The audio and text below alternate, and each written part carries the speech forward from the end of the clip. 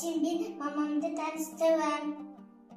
Şimdi adım Hakkı. El ішінде дәстүрді жалғастырған татулық белгісімен жағалай малдас қырған.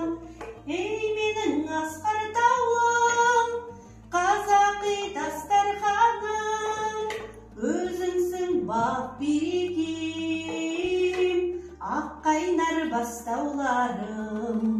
Өзіңсің бақ берекем, ақ қайнар бастауларым.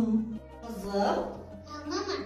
бір уақыт телефонды қоя тұрып, бізге де көңіл бөлсеңші. Evet.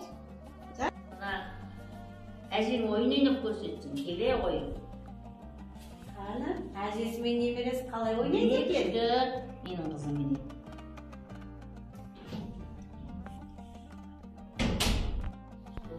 Әне күшті. Менің балам үйрендің бе балам? Қандай тамаша ойын?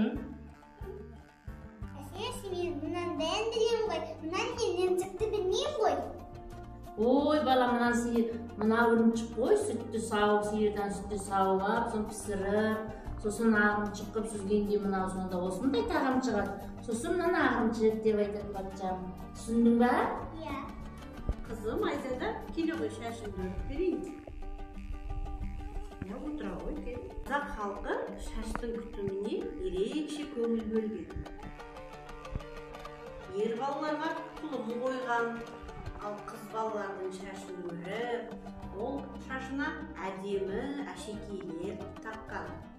Ол әшекейдің тағылу себебі тіл көзден сақтайды деген наным сеніммен пайда болған екен қызым. Сол себепті шашыңды әрдайым ұста, жарай ма? Айзада, жарай ма балам? Иә, анашым. Жақсы, міне осылай әдемі болып жарай ма? Иә, анашым. Мына нанды балаларым аяқтан аса тастауға болмайды. Өйткені нанның жолы үлкен тамақ қой бұл. Құранды басып тұрып нан ал дейді ғой. Сонда дейді Құранды басып тұрып нан алғанда, сонда Құраннан да үлкен тағам болып тұр ғой. Сол үшін балалар мына нанды жерге тастауға болмайды. Нан тастап тұрып аттап кетуге болмайды. Қазақ мінезінде балалар осыны ұмытыңдар. Негізі нанды тастауға болмайды ғой. Жерге тастамаңдар. Анда соған тағамдарды кеңінен қолданған. Айзада, сабаққа баратын уақытың болды ғой. Ал әжемізден бат алайық. Құдайым оңдасын, оң жолына бастасын, мен тілеген тілегімізді қабыл көрсін.